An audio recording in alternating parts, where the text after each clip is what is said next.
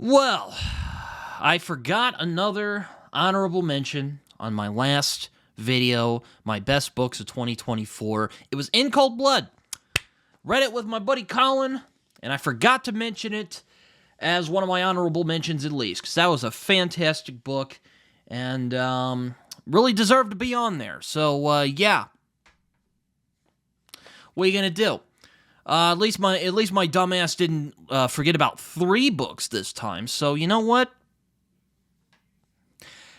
I'll take it as a step up.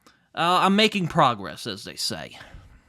Oh, God. Hello, everyone. Britton here, also known as Some Okie Dude, coming back with another video where I talk about books. I am at that part of the year where I talk about what books I am most anticipating reading during the year. Books, series, so on. I'm going to be talking about them. Also comics as well. So, you know, it's not just going to be talking about books. And also things that I would like to do with the channel. Because, you know, I like doing that. And I like letting you guys in. And I like to experiment. Because, you know, I am never content with just resting on my laurels. I like to try things on this channel. Sometimes they work. Sometimes they don't. Anyway, yeah, so, not really too much to do. I mean, let's get on to it before too long. Unlike 2024, there are no honorable mentions. I mean, there are books that I want to read before the end of 2025 that are definitely on the list of books I want to get to in 2025, but I will not be doing any honorable mentions or doing just all of the books I would like to read in 2025 because that would just take a stupid amount of time, and I would rather not go through that effort for reasons, you know? I mean, I could talk about 2025 releases I'm looking forward to, but again, that would just take too much time, and I am awful at keeping up with the current releases. So, yeah.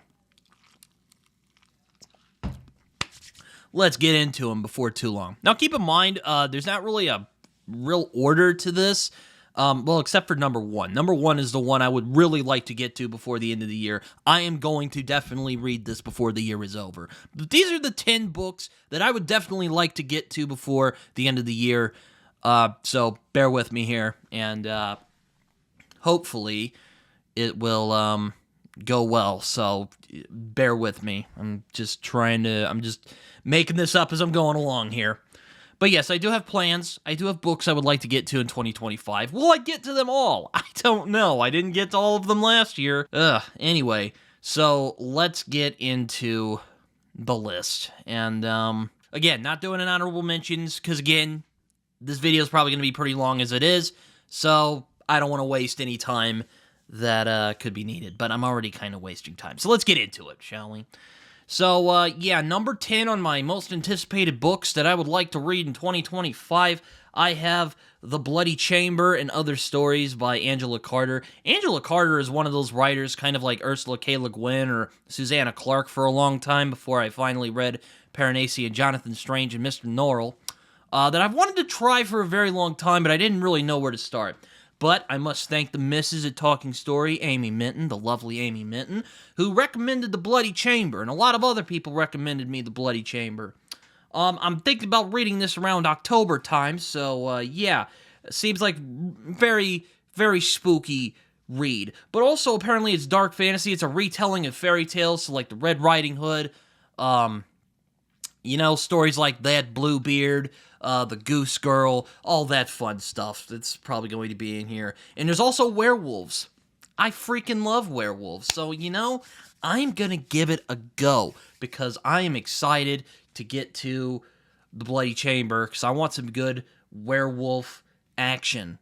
Apparently, damn it, what's that film called? Fuck me. What's it called? I'm going to look here real quick.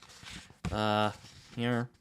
The Company of Wolves. Apparently that's a really good movie. I don't know, because I haven't seen it. But this book is also very good, and I'm hoping to get to it in 2025. So, yeah, just gonna put that down right there. Another book I am hoping to get to, a series, actually, that I'm hoping to get to this year, is one that people have been telling me to go read for a long time. From my buddy Raph, to my friend Matt, to a lot of people will say, a lot of people, my friend Tig especially, my friend from across the pond, this is his favorite fantasy series of all time, even above Game of Thrones, Dark Tower, and a lot of my friends have told me, Britton, you might like this, or Britton, you're gonna hate this. And, well, you know what that is? It's Malazan Book of the Fallen. Gardens of the Moon, at least. I'm trying to keep this as casual as possible with my series I would like to start, because I'm already in the midst of a lot of series, and there's going to be a couple more series that I'm going to mention here. But, Malazan is one that I struggled for a long time on if I was ever going to actually read it. I've read reviews from people who I respect and who like it and dislike it. Now, before you guys roll your eyes and say, well, Britton, that's a lot of people's experiences with reading. There's going to be people they respect who like books that you don't like, and there's going to be people who you respect who don't like books that you like. But really, with Malazan, it seems like nobody can really make up their minds. I mean, it's either this is one of the goated-ass fantasy series of all time, or this book is absolute drivel. I've even heard people call this childish. So I don't know where I'm going to land with Malazan, but I am at least going to read Gardens of the Moon this year because, you know, I'm going to dip my toes. I don't want to jump full in because there's a couple other series I would like to get into. And if I like Gardens of the Moon, and that's a pretty big if, but if I like Gardens of the Moon, I'm going to give the rest of the series a try. I'm going to keep going. I know some people have told me to start with book 4 because there's a Conan XP in it, but we'll see. So I bet a lot of you are also wondering, Britton, what finally got your lazy ass to try Gardens of the Moon at least? Well, I was initially interested from watching interviews of Steven Erikson himself and kind of how he talks about it, and also watching A.P. Canavan and Philip Chase talk about it also helped, so thank you very much for that. But also I was really curious at the idea of a epic fantasy story that is not quite as touched by the Tolkien model of epic fantasy as so many epic fantasy series that I love. Erikson is not as inspired by Tolkien as many other authors. He takes a lot of inspiration from guys like Robert E. Howard of Conan fame, Edgar Rice Burroughs, and Glenn Cook, who I have also not read and have been harassed a lot by a lot of people to go read. But, yeah, I'm going to at least try Gardens of the Moon. Am I gonna like it? I don't freaking know at this point. I'm hoping I do, because, you know, I don't want to hate on things. That's not what I'm here to do. I'm here to, you know, analyze stuff as best as I can. Oh, God. Anyway, Gardens of the Moon, at least I'm going to read, and if this proves to be of interest, or good by any means, I'm going to track the rest of the series down and I'm going to read it. I got the airport copy version, as I like to call them. But thanks, Mom and Dad, for getting me this for Christmas. So you both have my love. They're probably not going to watch this. My mom probably. My mom might, but I find it unlikely.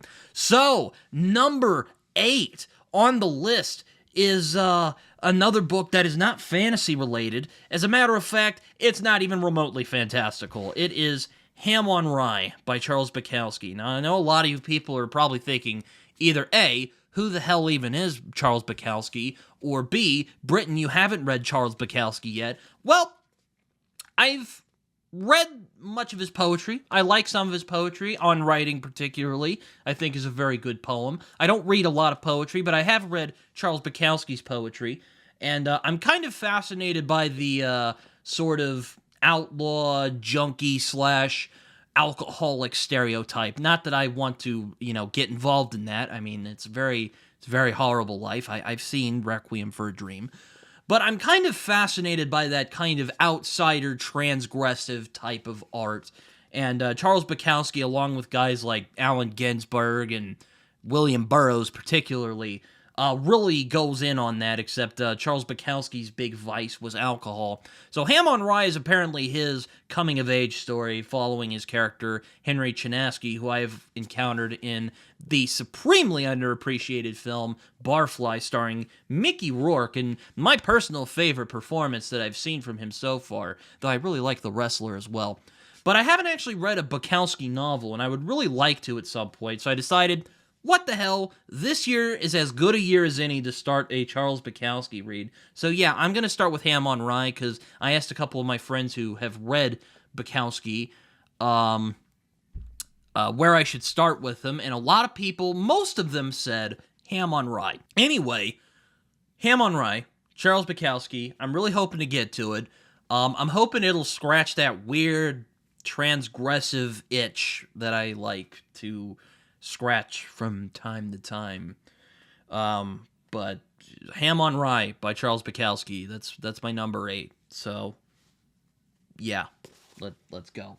Going back to talking about some more literary fiction, I'm going to talk about a book that has been considered by many to be one of the most bizarre, experimental, strange novels ever conceived, and that is Pale Fire by Vladimir Nabokov. Now, a lot of you know that I am a huge fanboy of Lolita. I have done a review of it on my channel, as a matter of fact. I'll link it down below if any of you haven't seen it yet. But I think that Lolita is one of the greatest novels of the English language. It's one of my personal favorites.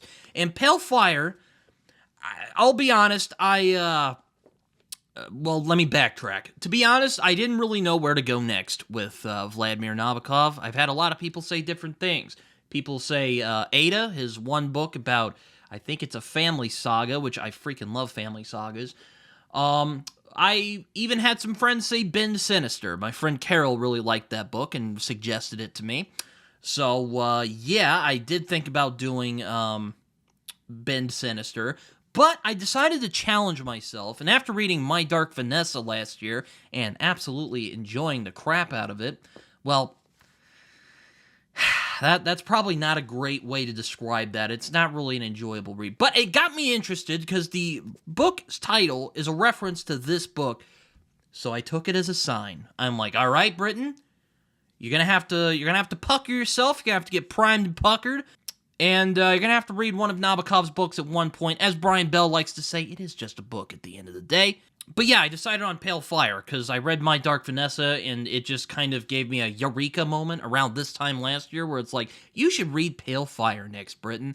And I'm like, that is probably a terrible idea, mind, but you know what? I'm going to follow it anyway because I just like frying my brain for fun. But, yeah, Pale Fire by Vladimir Nabokov. I'm really looking forward to reading this because Nabokov, I have only read Lolita, but I know from that Nabokov is a master of language. He is a master at messing with your perception. And he is just a master of literature. And I can say this with no doubt, having just read Lolita. So, I mean, I've heard this isn't as straightforward as Lolita, which... Is Lolita even straightforward? It's even less straightforward than Lolita. How's that? Get off my ass, literary critics. But I'm looking forward to reading Pale Fire, and I'm hoping it doesn't suck. It probably won't, because, I mean, Lolita was a revelatory experience to young 14, 15-year-old me. I think I was probably 14, actually, because I was in middle school when I read that for the first time. But anyway, I'm getting off topic. I'm probably going to like it. But I'm hoping I don't dislike it, because that would really suck. Not that this book would, if I disliked this book, it would take away from my love for Lolita, but it would really suck if I disliked this book and love Lolita as much as I do. But I'll probably like it. I think so. So place your bets, ladies and gentlemen. So yeah, Pale Fire is my number 7. Yeah, looking forward to reading this. I'm hoping that it'll be good. And, you know, I hope it doesn't suck. So yeah, I'll just put that down. Let's move on. Next one, heading back into the fantasy genre, is one that more friends of mine have been harassing me to read for a while, particularly my friends Raph and Derry from Derry's read it before, and like I've said to her multiple times this last couple months, you can hold me to it. Hold me to it. I was going to read this series last year. I just didn't get around to it. You know what it is. You know it. You love it. Discworld. Guards, at least. It's kind of like with Malazan, I'm going to just be merely dipping my toes into the world of Discworld. I was hesitant to read this series because, kind of like Malazan, it's really long. It's not as complex. It's definitely, or well, maybe it's as complex, just in a different way. If you ask the real hardcore fans, they're probably going to rip my ass on this video when they get to this part. Oh. But, a lot of people have told me, start with Color of Magic, Guards, Mort, or the Witches one. I can't think of the Witches one name. Is it Equal Rights? think it's equal rights. But I decided with Guards because it sounded like something I would be interested in. A group of wacky cop/guards-like characters getting into wacky shenanigans in a fantasy world.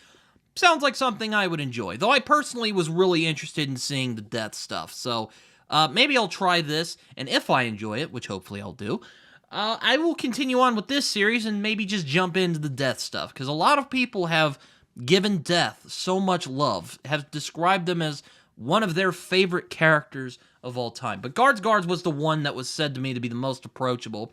And also it really intrigued me because, you know, I love cop stuff, so, you know, I'm gonna eat that shit up. But yeah, Guards at least, and if I really like Guards, which again, hopefully I will, I'll continue on with the Men-at-Arms stuff, which I think this is the Men-at-Arms section of Discworld. There's a fuck ton of Discworld books, and there's different series, sub-series that fucking splinter off. So, yeah, just told Guards, I'm gonna read Guards at least, and if I like Guards, I'm gonna continue on with the series, which, really hoping I do, because, you know, I would really like this. A lot of fantasy people I enjoy and respect a lot. Tori, Derry, Raph, Neil Gaiman, who is a close friend of Terry Pratchett, who unfortunately passed away. And, you know, I was hesitant to read this series as well because I had read some reviews from people I respected, and they kind of just made it sound like this series is just filled with dumbass fantasy jokes, and I'm like, yeah, okay, that doesn't really sound interesting. But then I've talked to people who really love it, and I've also read some quotes from Terry Pratchett. I'm like, okay, Terry, I see you cooking. So I caved, and I'm going to be doing Discworld this year, so hopefully my sanity does not erode from trying Malazan and Discworld at the same time this year, and another series that I'll talk about later on in this video. But, yeah, Guards particularly, but Discworld I am going to be dipping my toes in this year. So, Raph, Derry, you both hold me to it. I will definitely get to Guards. Really hoping so. So, yeah, we'll just move on from there. My books have fallen over already. Jesus Christ. Sorry, God. Continuing in the fantasy, I'm going to be doing a sort of challenge. I'm going to be reading a couple of pre-Tolkien fantasy. Though this book isn't technically pre-Tolkien, it's actually right on the cusp of Tolkien, as a matter of fact, because it came out the same year as Fellowship of the Ring. But I am doing a challenge this year where I'm going to be reading a couple of pre-Tolkien fantasy novels. And the first one I'm going to be talking about on this specific list is The Broken Sword by Paul Anderson. It's been considered by many to be an underappreciated fantasy classic by those like Michael Moorcock and J.G. Keeley from Goodreads particularly, but they take any excuse to bash on Tolkien, so I kind of take their opinion with a grain of salt. But Joseph from Joseph Reads Books also really likes this book, and Liam also really likes this book too. And they respect Tolkien, and I know that Joseph is a big fan of pulp, so he really likes the sword and sorcery stuff. And apparently, this is very Norse-inspired, and you know me, I freaking eat at the teeth for Norse-related stuff. That stuff just tickles my pickle. So yeah, I'm hoping to get to Broken Sword at least sometime this year, or I'll have to wait until wintertime, because this seems like a good wintertime read. But hopefully I'll get to the Broken Sword. I'm really hoping. Let's move on. But yeah, number 6 is the Broken Sword. Or, well, hold on. Number 5 is the Broken Sword. I'm fucking stupid. I can't count. Next book is another pre-Tolkien book. It's there was a lot of standalones back in that day. But this one was recommended heavily to me by, J.G. Keeley and Neil Gaiman, and my friend Robin from Only the Best Fantasy Novels, who is a very great channel, very underrated channel. You guys should go check him out. He's a cool guy. I even had him on my podcast a few months ago, so yeah, go check that out as well. But Robin, this book is his favorite fantasy novel of all time, and that book is Blood in the Mist. I know this copy kind of looks weird, I'll admit. I hope my dad doesn't watch this, because I don't want to make it sound like I don't appreciate this gift, but yeah, this gift is kind of, the font is a bit small. I'm not a big fan of that, but it's the same book, so it's the right book, but Blood in the Mist by Hope Merles. Apparently, this was a huge inspiration to Susanna Clarke, who wrote one of my favorite books that I read last year, which is Jonathan Strange and Mr. Norrell. As a matter of fact, a couple of people have gone on to tell me that a man with thistledown hair also appears in this book. Might have also inspired the man with the thistledown hair in Jonathan Strange and Mr. Norrell. I'm sorry, my brain is cooking already. This is just pitiful. Anyway, Blood in the Mist, gonna read it. I might have Robin on the channel so we can hang out and talk about it, or anybody else can talk about it on the channel, and who wants to. But I'm really looking forward to this, because I really want to see what people were cooking up before Tolkien showed up. I mean, yeah, I know Sword and Sorcery was a thing. You know, Robert E. Howard was before Tolkien, and I really liked the Conan stuff, and I even like Solomon Kane.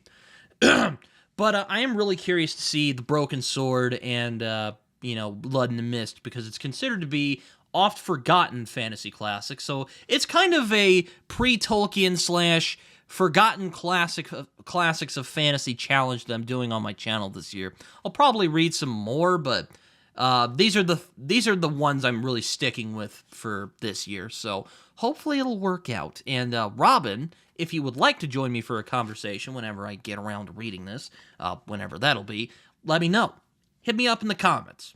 I'm usually free most days. So yeah, there you go. So yeah, Blood in the Mist is my number 4. I can count now.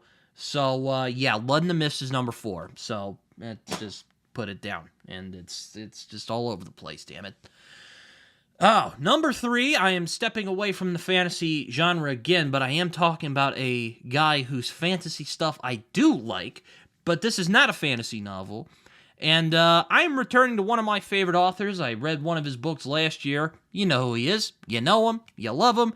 Marlon James. I am going to be reading A Brief History of 7 Killings by Marlon James.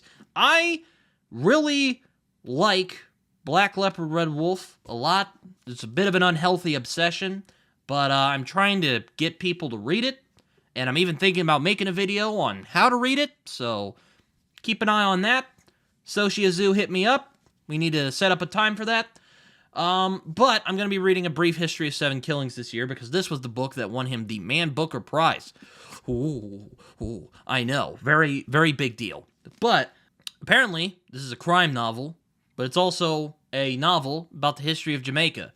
I have no freaking clue about the history of Jamaica, but I do like Bob Marley, and this book is about Bob Marley. It's actually about the assassination attempt that he went through in the mid to late 70s, where he nearly died, and if he had exhaled, he would have died. So I know a little bit about this, because I like Bob Marley. But this book is basically Marlon James wondering what the hell happened to the people who tried to arrange Bob Marley's death, or the singer, as he's called in this book. I really love Marlon James's uniquely stylized voice. I really like how he uses African oral storytelling tropes in order to get his point across. I really respect that he's willing to go into different places that most authors aren't willing to go, and he's willing to be playful with his voice. I often recommend people, when they read Marlon James, to read him out loud, because then you'll really understand what he's going for. Because if you just read him as a book, which my dumbass did twice with Black Leopard, Red Wolf, and Moonwitch Spider King, which, by the way, I also really liked. You can check out my best books of 2024. Yeah, it's not easy just trying to read this. You have to speak it out loud. Or you can do the audiobook. I did not, unfortunately, because my dumbass just wanted to tough it out. And I got a lot of really great stuff out of it, so it's not entirely bad. And also, reading it out loud to myself was a lot of fun. You should try it out. It's not bad. But A Brief History of 7 Killings is my first literary novel that that I've read from him. I actually own all of his books now, except for the next book of the Dark Star trilogy, whenever the hell that's coming out. Marlon, please don't make me wait. I will pay you money to get me an arc of the next Dark Star book. I will kiss you on the mouth. Okay, I'm getting off topic here. Brief History of 7 Killings, though, is a book. I'm going to hopefully read it. hopefully during the summer. I'm really hoping this is going to be a summer read. I'm going to be doing something with Brief History of 7 Killings, but I will talk about that and other things I hope to get to in 2025. So, yeah, I'll keep that under wraps before I do that. So, yes, Brief History of 7 Killings. I'm going to read it. I'm probably going to have Raph on to talk about it because he's probably the only person on BookTube aside from Katie Books who's read this damn thing. So I might have him on for a conversation. Yeah, so that's kind of all I got for A Brief History of 7 Killings. That's my number 3, so I'll shut up about it now. Number 2 is my last pre-Tolkien book I'll be talking about on this list, and that is The King of Elfland's Daughter by Lord Dunsany. Another book that was recommended highly, and my copy has an introduction by Neil Gaiman. It's also been recommended by a couple other people. My friend Liam really likes this book. My friend J.G. Keeley really likes this book. Who else likes this book? A couple people like this book. Evie really liked this book. Also an inspiration for Jonathan Strange and Mr. Norrell. So, yeah, The King of Elfland's Daughter is kind of a inspiration of sorts for Jonathan Strange and Mr. Norrell. And it's also apparently a classic fairy tale kind of novel. And Lord Dunsany was one of the first who really did an alternate secondary world, even before Tolkien showed up. And apparently, Lord Dunsany's prose will just expand your mind. And I'm really looking forward to see what Lord Dunsany was cooking up in that brain of his before Tolkien showed up. Because, I'm trying to do this challenge of forgotten fantasy classics / pre-Tolkien fantasy. So, King of Elfland's Daughter.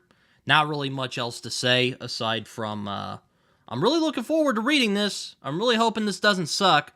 I'm hoping these other books I'm going to read this year don't suck. According to people I respect, this is a pretty good novel. Owen Edwards also really liked it. So, I'll take what I can get here. So, yeah, King of Elfland's Daughter. Looking forward to it. I'm really hoping this doesn't suck. And what's nice about these pre-Tolkien fantasies is that a lot of them are standalone. So that's pretty awesome. Maybe except for the Worm or Ouroboros. That's a series. But I digress. King of Elfland's Daughter is number 2. So, I'm hoping I like this. So, yeah. There you go. Number 1. What could be number 1? I actually brought this up last year. I just didn't get around to it. My number 1... Now, before you guys panic, these are 3 books. This isn't 1. My number 1 is the Gormenghast trilogy. Yeah, I know a lot of you are probably thinking, well, Britton, didn't you say you were going to read Titus Groan last year? Yes, I did say I was going to read it, but I was really busy a lot last year, and I read 2 dense, took up a lot of my time books with Jonathan Strange and Mr. Norrell, and Moonwitch Spider King. So, yeah, I didn't want to put a third really dense book that was going to take up a lot of my time. So, yeah, I'm going to read Titus Groan this year instead of last year. But I'm going to do you one better. I am going to completely fry my sanity and read this entire freaking trilogy. Yes, I am not kidding. I am really hoping that I will get to Gormenghast, the entire freaking thing, this year. Now, this series has kind of a cult following amongst fantasy fans. According to Tolkien separatists like J.G. Keeley, Michael Moorcock, China Mieville, this puppy right here is the true fantasy classic. Though it's more like a Dickensian gothic fantasy rather than the fantasy that we're accustomed to under J.R.R. Tolkien, as we know today. But this book is respected by a lot of people, such as the aforementioned Michael Moorcock, J.G. Keeley. Neil Gaiman really likes this series.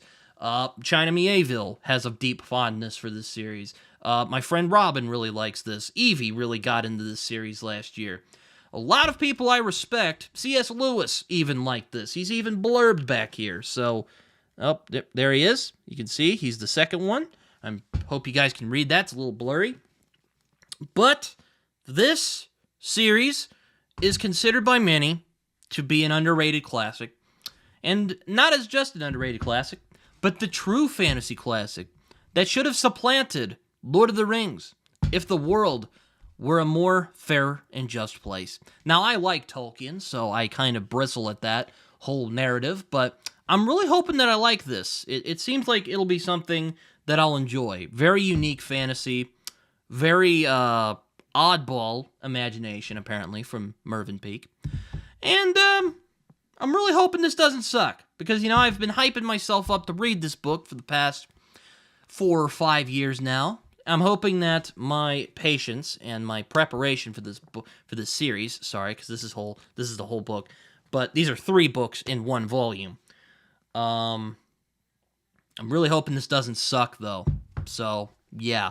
My number 1 is the Gormenghast trilogy, the whole freaking thing. If you thought my sanity was completely eroding by the time I get to Malazan and Discworld, well, my friend, Gormenghast will probably do the job. I'll probably be in a mental hospital by the time I'm done with this series. So, yeah, I'll just put this down. Those are my most anticipated books of 2025. Let's move on to some of the other things I would like to talk about that I hope to do this year. So, let's get to it. Now on to comics. I'll admit, if you didn't get the idea from my 2024 best of list, then you'll hear it more clearly now.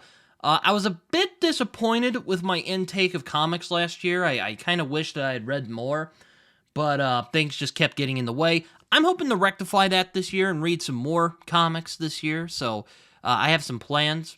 Let's get into them before I start going off on too many tangents, shall we? So, what I'm going to be doing, which is going to be a series of comics, but it's going to be following one creator. It's actually going to be a thing I'm going to be doing all year, at least hopefully. This is going to be in theory. Called The Year of Lemire is what I'm calling it. It's basically where I read a bunch of Jeff Lemire comics. If you don't know who Jeff Lemire is a Canadian comic book creator. He's a writer and artist. He has done books such as Sweet Tooth, Essex County, Black Hammer, Descender, Gideon Falls. He's done a lot. I'm going to be reading a good couple of his comics this year as part of a thing I'm going to be doing called Year of Lemire. I'll put it up here for those who haven't seen it yet. Where, yeah, I'm basically just going to be reading a bunch of Jeff Lemire comics. He is one of my favorite comic book creators. I am a big fan of his work, especially Sweet Tooth, Roughneck, and Black Hammer are ones that are especially close to my heart because I think they're just beautifully done. I really love Jeff Lemire and how he calms down. He really lets you sit in the moment. But again, I don't want to go too much into it, but I'm going to be reading a couple of his comics this year. I do own several of them, but I do only have just one because I didn't want to have a huge stack to show you guys because, to be honest, I didn't want to go through the hassle of putting them all back. But one I'm going to be definitely reading for the first time is his Essex County comics, which is some of the first stuff that he did, and was really the thing that made him big out here in, our side of the pond. Well, I guess technically he's on our side of the pond. This is the one that caused him to blow up, all right? Let's just put it that way. I'm going to be reading a bunch of other Lemire comics, such as his Moon Knight run, his Green Arrow run, Essex County here. I have Primordial. I'm hoping to complete Descender this year. And maybe, just maybe, I'll finally get off my ass and finish Gideon Falls, because I've been trying to finish that damn thing for the past 6 or 7 years now. I just need to, find the proper motivator to do it. And this year, I'm like, well, why not? So yeah, I'm going to be doing the Year of Lemire, hashtag it around, send it to your grandma, send it to your mom, send it to your dad, send it to your friend, just send it to everybody. Send it to your dog. Your dog probably doesn't even know how to read, but send it to your dog, all right? Especially the dogs. But Year of Lemire is going to be a thing. And you know what? I'm going to be nice, and I'm going to let you guys also, if any of you are interested in comics or are wanting to try your toe without really getting all into that Marvel and DC mess, then feel free to join in on the Year of Lemire, and you can start anywhere. You can start with Essex County. You can start with Sweet Tooth, which is one of my favorite comics of all time. I also might do a re-review of that series because my last one, I liked it, but I definitely could. I do want to re-review it for Year of Lemire. Maybe even get some people on. If there's any fans of Sweet Tooth in the comments section, feel free to let me know down below, and I'll have you on, and we can talk about Sweet Tooth. But yes, I'm going to be reading a bunch of his stuff this year. I am hoping to read as many of his stuff as possible, which is neat because he is a very prolific creator, so we're going to be cooking for a while. So we got plenty of places to join from. And you don't even have to go for his Marvel DC stuff. If you're interested in stuff like Essex County or Primordial or even some of his stuff like Trillium, or I don't care. Just as long as you're doing a Year of Lemire, if you are reading a Jeff Lemire comic, let me know about it and, we'll do it. If you want to read Essex County, if you want to read Sweet Tooth for the first time, which, hell, start with Sweet Tooth. That's where I started. It's really good. Give it a shot. Or even Black Hammer, if you want to give Black Hammer a shot. I mean, kind of have to be a little familiar with superheroes, but yeah, it's a standalone story. You'll probably do fine. Oh, man. Year of Lemire, though. Spreading it around. I might make a separate video talking about Year of Lemire soon, so don't worry. I'll get it all together. But yes, Year of Lemire, I'm going to be reading a bunch of Jeff Lemire comics, and I also invite you guys to come on and talk about, or join in on me reading some Jeff Lemire comics. So whichever ones catch your fancy, feel free to read it. I will join along as much as I can, which I'll explain a little more in another section of the video. But yes, the Year of Lemire will be commencing soon, so keep this in mind. Next comic I'm going to be doing is actually one I'm hoping to reread / finish up, because I was thinking about doing it last year, but that just didn't happen. And that is Paper Girls by Brian K. Vaughan and Cliff Chiang, respectively. Chiang? I think it's Chiang. I started this series a few years ago, really dug it. I really loved the imagination that Brian K. Vaughan really put on this. Is this as good as Saga?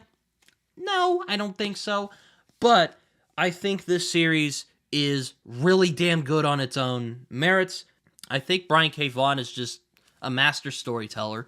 He is a master of suspense. He is a master of making you go, holy fuck, what's going to happen next? He is just a great comic book storyteller. And Paper Girls, Saga will probably be his magnum opus. I'll just put it that way. Saga is his magnum opus, as far as I'm concerned. But Paper Girls, though, really damn good, and I'm really hoping to get finished with it. Maybe sometime this summer, I'm really hoping to, because this is a good summer read, I think. And I'm hoping that the conclusion will be good. But yes, I'm going to be finishing Paper Girls, so hold me to it, audience, because I might forget about it and forget to read it if I'm not reminded. So feel free to harass me to finish Paper Girls. So yeah, there you go. On that. It's a big book, though, so it's going to take a minute. Next big one I have is one of my favorite creators, Garth Ennis. I'm going to be doing his Battlefields series. I'm really hoping to read more of his war comics this year. I'm not going to be making it a big series like I will be with Year of Lemire, but I will be doing Battlefields from Garth Ennis. I do like some of his war comics. Punisher Born is probably my favorite Punisher story of all time. And Ennis is just... I mean, I know I know he's an acquired taste. His edginess can sometimes be off-putting to some people. But I do think when he puts his mind to the task with stuff like Preacher or Punisher Max or even some of his war comics, I think the man really cooks. I mean, Sarah was fantastic, and I'm really particularly hoping to get to the Night Witches arc, which is apparently one of the most acclaimed of that particular series of Battlefields. Yeah, I'm hoping to get to that. If any Garth Ennis fans are in the comment section, slay, feel free to let me know if there's any other Garth Ennis war comics you would like me to get to, because I would like to read more of Ennis's war comics, because that's the stuff he's really passionate about, if you really want to get down to it. I mean, as much as I love Preacher and The Boys and the Punisher Max, which, Punisher Max is still probably my favorite thing he's done, I think his war stuff will be really interesting, because he's just a great writer, man.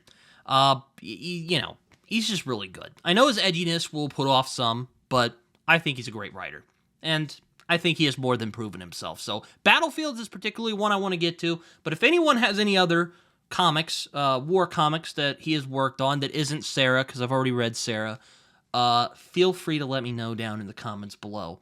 Last comic I'm going to really be talking about, and it's because the movie's going to be coming out this year, I'm going to be reading a good couple of Superman comics. Now, I'll admit, not the biggest fan of Man of Steel, though I do have a soft spot for the Man of Steel. It's not like I hate him or anything like that.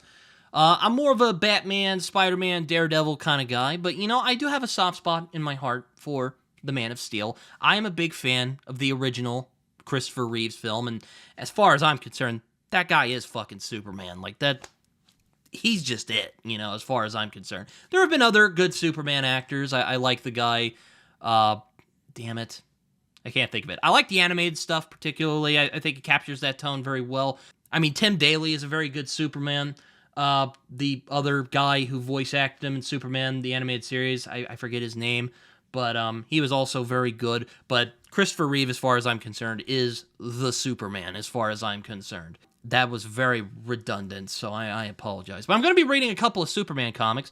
I'm going to be particularly reading Superman for All Seasons by Jeff Loeb and Tim Sale, who are one of my favorite creative teams, who have created some of my favorite comics of all time, such as Batman The Long Halloween and Spider-Man Blue, which are some of my favorite stories with those characters in it.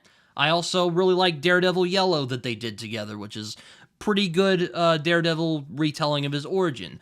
Though I do kind of prefer The Man Without Fear from Frank Miller and John Romita Jr., but I do like Daredevil Yellow a lot.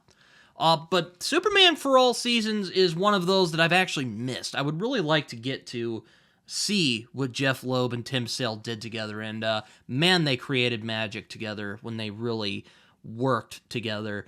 And I'm really looking forward to seeing what they do with this comic. I'm also really wanting to read Supergirl Woman of Tomorrow from Tom King, because Tom King freaking nailed it with Superman with his criminally underappreciated Superman Up, and Away, which came out a few years ago. I really enjoyed the crap out of it. I thought it was a great Superman story. Really surprised me, because Tom King, I have problems with his style as a writer. He tends to go for the deconstructive, but I gotta give it to the guy. He really gets Superman. He's a great Superman writer. I think Slave and said he was a better Superman writer than a Batman writer. I don't know if I'd go that far. I haven't really read too much into his Batman run yet, though I hear he makes a lot of frustrating decisions. But I do want to read Supergirl Woman of Tomorrow, because I really would love to see him do Supergirl, and also his Superman comic was so good. Also, if you have any other Superman comics you would like to recommend me to read this year, because I'm going to be reading Superman comics in preparation for the new movie, feel free to let me know. I would love to hear from you guys. But yeah, that's kind of all of my plans that I have for comics this year, unless something comes up that I would like to complete or just read through, or just or just some series I would like to continue, like 100 Bullets or Astro City or something like that. But yeah, those are my picks for comics at the moment. Those are what I'm hoping to get to in 2025 in terms of comics. Year of Lemire is one I'm very particularly excited about. So yeah. Moving on to other things I would like to get to in 2025. So, now we're on to all the other things I would like to try on this channel, because as you guys like to know, as I did last year, there are a bunch of things that I tried, and there were some of them that worked, and some of them that did not. So, yeah, I like to challenge myself. I like to try new things on the channel, see if people like it, and if I like it and am not bored by it, then I keep doing it. And if I don't, I don't. It's all good. Makes it flexible for myself. And I also like to treat my subscribers and keep people interested so they'll keep coming back to my channel.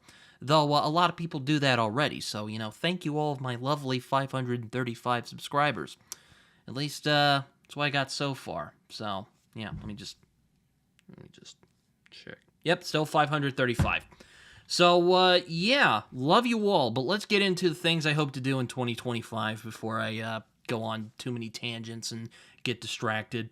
The first thing I would like to do, because the state of science fiction was such a success and will be continuing on into 2025, so don't worry, any science fiction aficionados, it will still be coming. I'm going to be doing a new series. I did talk about it a few months ago. I did bring it up a couple times in conversation. I even put it up to vote to see if my loyal, loving subscribers would enjoy me seeing me do this. And they said yes. So this year I'm going to be starting a new series called The Fate of Fantasy. Yes, I hope you guys appreciate the alliteration, or I'll go cry in my bathroom. But what is the fate of fantasy, you might ask? Well, I'm going to be making a video discussing what it is. It's not going to be like the state of science fiction where I have people come on and talk about what I think makes good what they think makes good science fiction, why it appeals to so many people. This is more of going to be an educational series. So I'm going to be talking about a lot of tropes, subgenres, ideas, authors, impact, and I'm going to be having people on it, but it's not just going to be a one-time thing. I'm actually hoping to have recurring guests. Again, I'll talk more about it when I get to the actual video, which I hope to put up relatively soon. I really would like to get it up before I get back into the swing of things in college. So yeah, The Fate of Fantasy, you've heard it for the first time here. This is where I'm going to be talking about a lot of genre tropes, subgenres, basically anything that comes up, and I have plenty of subject matter already because fantasy is a very wide and diverse genre filled with many different authors, ideas, mythologies, you name it, which I'm really hoping to get to, and I'm hoping to have a lot of people on. Again, we'll wait till the video. Another one I'm hoping to do, more immersion reading. What is immersion reading? Well, this is something my friend Ben from Bingus Con was telling me about. It's where he it's where he listens to audiobook while also reading a book. As I mentioned earlier, I said with A Brief History of Seven Killings that I was going to be doing something with that to kind of make the read a lot easier for me. This is where I bring that up. I am going to be at least doing it with A Brief History of Seven Killings. I would like to do it with some other books, but I don't really know. So if anyone has any audiobook recommendations, let me know. I'll check them out. But I want to try out this immersion reading. I wanted to try out more audiobooks because I don't have anything against audiobooks. I just get really distracted really easily. Like it's bad. Like I'll be like listening to an audiobook unless it's like Stephen Pacey or someone like that, and I'll just be hanging out, doing my thing, driving around, and then I'll just be like, "Oh, what's that over there? Oh, what's this? Oh, I'm playing a video game now." It'll drive me nuts. But I'm hoping with this immersion reading thing that Bingus Khan has told me about, I can actually get more into the swing of things and really get into audiobooks as a thing. And if it doesn't work, it doesn't work. I'm at least going to be doing it with A Brief History of Seven Killings because twice now I have read Marlon James books without the audiobooks, and while I enjoyed the experience relatively, I kind of regret that I didn't listen with the audiobook because I feel the power of Marlon James also really comes from the spoken aspect of it. I've mentioned that many times when discussing his books. But yeah, more immersion reading. I would like to experiment with that a little more this year. But if anyone has any other audiobooks that you think really works well with reading the actual text, let me know. I would love to hear about it from you guys. Year of Lemire. I mentioned it earlier in the comics section of this video. It's basically where I'm going to be reading Jeff Lemire comics throughout the year. I'm going to be reviewing them. I'm going to be reading them. Basically just going to read as many as I can before the end of 2025. I'm a big Jeff Lemire fan, and I really wanted to really make comics more accessible to people because, I know manga is kind of a big thing on this channel, on this platform of BookTube, but I would really like to bring American comics into the fold. I'm trying to lead the cavalry, if you will. So I'm really hoping to get more people into reading comics with the Year of Lemire thing. Again, I'm hoping to make a video about it, kind of like with Fate of Fantasy, except it's going to be a different video. But yeah, Year of Lemire is going to be a thing. I'm really hoping that it'll blow up. I'm really hoping I get people on to read Jeff Lemire comics alongside myself. That would be a lot of fun. I'll talk a little more about interacting with the community, but Year of Lemire, I mentioned a little more about it in the comic section if you want a little more of that. But yeah, Year of Lemire, looking forward to it. I'm really excited. Another thing I'm really hoping to do, and this kind of came last minute, but I'm really hoping to get to a couple of Westerns this year. So I'm going to be actually joining in on a tag that people do in June called June on the Range. Michael K. Vaughn made it up. I'll link him down below if you guys want to check out his channel. He's really cool. He reads a lot of old school fantasy, science fiction, pulp, comics, all that fun stuff. Basically, it's like if I ran a channel and had a skeleton, and I was a lot cooler.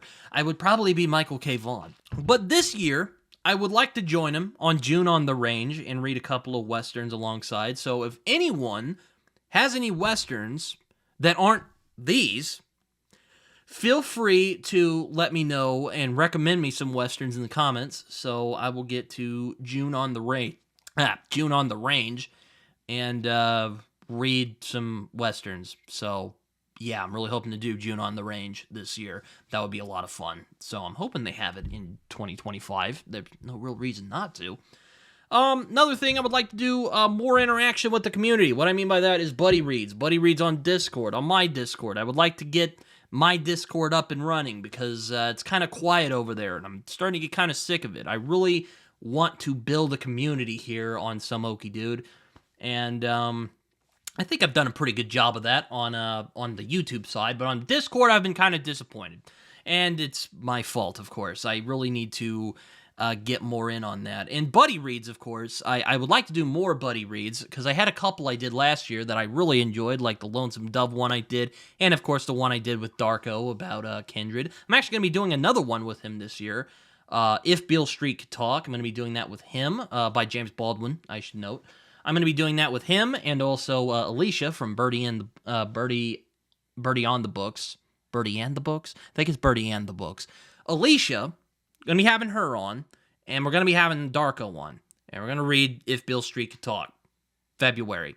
I would like to do more, so if anyone would be interested in reading any of the books that I talked about, or comics, Year of Lemire is also a part of this thing, feel free to let me know. I would love to. And also streams. I did a couple of streams this year, and I realized I actually really enjoyed doing them. I actually did think about doing a sort of in-conversation type of show with some indie authors, but then I'm like, I have my podcast. I kind of already do that. But so I'm kind of putting that on hold. I'm not really sure what I'm going to do with that idea, but I would like to do more streams. I'm not gonna do sprints. I've done them on other channels. I just don't care for them myself. But I want to interact with you guys more. I really want to interact with the community, really make a kind of talking story kind of thing, a Philip Chase kind of thing, a Alexandria kind of thing. I would really like to do that. I would really like to expand the community, but also really make a community here at Some Okie Dude. That's really one of my big goals with this channel, and that is some of my schemes in order to get to them. So, yeah, so those are the things I would like to do. And, if any of you are interested in, like, buddy reading, or doing buddy reads, or doing Discord-related stuff, let me know ideas. I would love to hear from you guys. I mean, again, I am really wanting to create a community here, and I am slowly getting there. I'm really getting a bunch of really loyal subscribers, and I appreciate you all, but I would love to hear from you guys more. So let me know what ideas that you guys have about buddy reads, or ideas that you would like to do. It's going to be a little complicated because I really have a hard time with, what's the word? I have a hard time with people going, hey, do you want to read this book? And I'm like, yeah, I have done it before, and I generally just get jittery with that. I don't want to let people down, but I would love to interact more with you guys. So if you have any ideas for buddy reads, let me know. I am open ears, and I'll see how it works. If it works, it works. If it don't, it don't. And finally, my last one I have here is more indie reads. Yeah, I've started slowly dipping my toes into the indie world. As a matter of fact, I've already read some indie books this year. I'm sure Nick Horvath will appreciate the shout-out, but yes, it was Sledge versus the Underworld. I would like to read more, though. There are a couple that I would like to do, including these. There's a couple. I don't know if I'll get to all of those this year, but I'm hoping to get to some of them. But if any of you have any indie recommendations, again, I'm really trying to get the community going here. Let me know. I would really love to hear from you guys and hear what you guys have to say, because to be honest, I mean, I have a lot of ideas, but I really wouldn't be where I'm at without you guys. So really, that's kind of where I'm at. So more indie reads. I would like to do more indie reads this year. So yeah, that's about it in terms of stuff I want to do in 2025. Man, that was a lot. I hope you guys watched this long, which if you have, you guys are awesome, so thank you all. Or I'll put down some stuff so you can skip around if you want, so if you guys want to skip around the video, feel free. Yeah, so that's kind of all I got for today. Tonight. I'm recording this at night. It is 10:12 in the evening here. Yeah, so let me just get on with it. Hope you guys enjoyed this video. I'm really excited to what 2025 brings. I'm really looking forward to seeing what we get out of the Fate of Fantasy and Year of Lemire particularly. I am very excited about. I am really looking forward to seeing what happens next. But if you guys want to find me, you can find me here. You can find me on Twitter. You can find me on Goodreads and Letterboxd, where I write reviews that are probably more coherent than the one you just heard right now. You can also find me on Instagram and Blue Sky, even though I don't really use Blue Sky, but I'm starting to. I'm really starting to. Baby steps, ladies and gentlemen. But if you guys like this channel, you can check it out, like, subscribe, do all that stuff. As my buddy John Minton likes to say, it feels good when you do it. That's really all I got. So I hope you guys enjoy this, and let's make 2025 a freaking bitchin' year. Until next time. See you guys later. Bye-bye.